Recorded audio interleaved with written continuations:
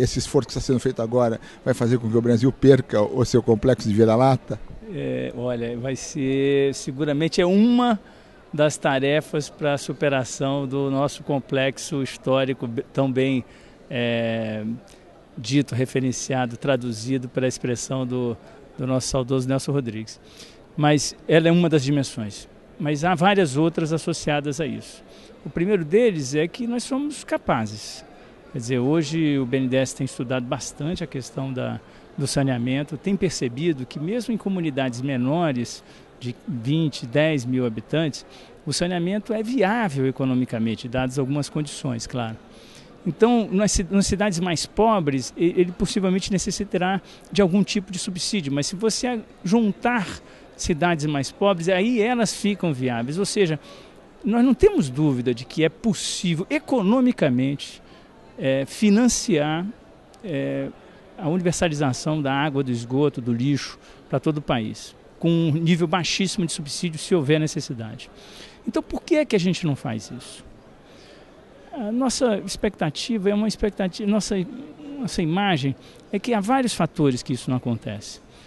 O principal deles é essa, quer dizer, para os pobres nunca se foi feita nenhuma política séria.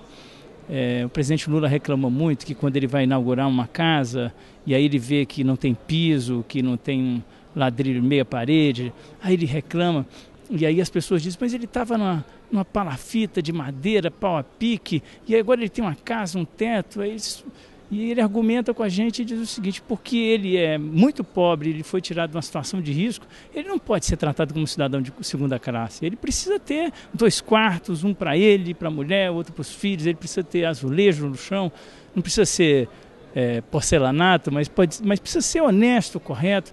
Então, o que eu acho que a gente precisa superar isso, é que o pobre não tem direito a coisas, ele tem direito.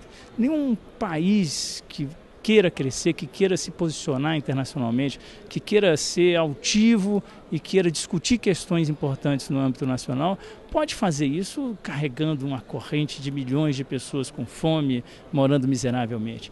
A gente só vai poder fazer isso, oferecer nossa proposta, disputar posições no cenário internacional, se a gente trouxer conosco, aquilo que a gente está construindo. Olha, esse é um país que está crescendo, que está se desenvolvendo, e está se desenvolvendo para todos, em todas as regiões do país, não só no Sudeste, nem no Sul Maravilha.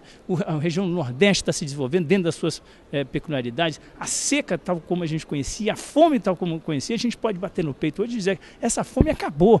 Mas isso também é pouco, tem que dizer essa fome acabou, mas está havendo desenvolvimento, eles estão ganhando recursos, a professorinha que está dando aula lá é uma professorinha bem treinada, não está reproduzindo a miséria e a gente tem uma expectativa de construir um país que daqui a 10, 15 anos não vai ser importante porque vai ter um PIB bom, como muita gente fala, vamos ter o 8º PIB, o 7º PIB, o 5º PIB, isso é secundário, o importa é o seguinte, será um PIB que é um PIB de todos, será uma sociedade possivelmente que vai dar exemplo para as outras sociedades de como é que pode se construir um país distribuindo renda. Quanto que o BNDES está preparado para investir em saneamento agora? Olha, eu não vejo limitação de recursos para isso. Nós fizemos um cálculo no início do segundo governo Lula de que haveria necessidade para que a gente universalizasse de 10 bilhões de reais por ano, ou seja, até 2022 nós gastaríamos aí em torno de 17 bilhões de reais, né? Começamos em 2007. Nós fizemos então um compromisso dos primeiros 4 anos, que terminam agora, de 40 bilhões. E a gente já contratou 39 bilhões. Então, a rigor, nós cumprimos o nosso papel. Nós, né? Mas fora o que os investidores privados fizeram sem o nosso controle. Então, possivelmente, nós passamos aquela nossa meta de 40 bilhões. Fizemos uma conta pequena que nós precisamos de mais 80 e poucos bilhões para poder garantir coleta e tratamento de esgoto para 100% da população.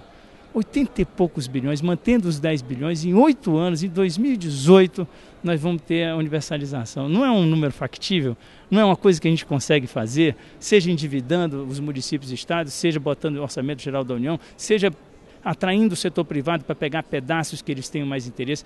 Eu vejo com muito otimismo isso. Mas, ou seja, posto que é viável, resta então a outra discussão, que é a discussão da política. Como é que a gente supera os pequenos, mas grandes entraves, pequenos porque são tolos, são de pequena política, mas são grandes porque impedem que você supere, obstáculos para que a gente possa fazer isso. São empresas estatais necrosadas que nós precisamos entrar dentro delas, atrair os funcionários que estão desmotivados para que se motivem. Nós precisamos atrair a iniciativa privada, mas precisamos atrair a iniciativa privada dentro de uma lógica que ela seja coordenada, seja acompanhada, para que ela não olhe só o lucro, mas ela olhe as obrigações de universalização. Enfim, temos um grande número de desafios, mas eu creio que é possível. Que falta também, então, um observatório da iniciativa privada, da sociedade civil organizada. É uma boa medida. A medida que está prevista na lei são agências reguladoras estaduais ou agência reguladora nacional. Mas a experiência das agências é muito nova.